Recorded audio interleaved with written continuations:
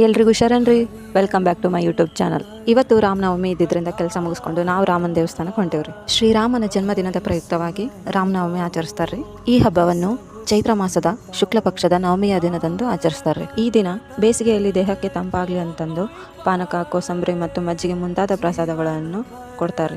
ಶ್ರೀರಾಮನು ವಿಷ್ಣುವಿನ ಅವತಾರಗಳಲ್ಲಿ ಒಂದಾಗಿದ್ದು ಸತ್ಯ, ಧರ್ಮ ಮತ್ತು ನೀತಿಯ ಪ್ರತೀಕನಾಗಿ ಪರಿಗಣಿಸಲ್ಪಟ್ಟಿದ್ದಾನೆ.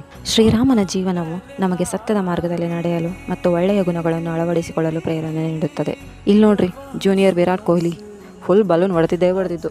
ಇಲ್ಲಿ ದರ್ಶನ ಮುಗಿಸ್ಕೊಂಡು ನಾವು ಮಾರುತಿ ಮಂದಿರ ಕಡೆ ಬಂದಿದ್ವಿ ರೀ.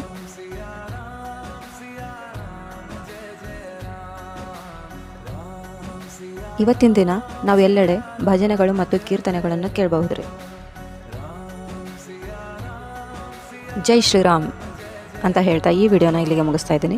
ಮತ್ತೆ ಮುಂದಿನ ವಿಡಿಯೋದಲ್ಲಿ ಸಿಗ್ತೀನಿ. ಅಲ್ಲಿವರೆಗೂ ಟೇಕ್ ಕೇರ್, ಬಾಯ್.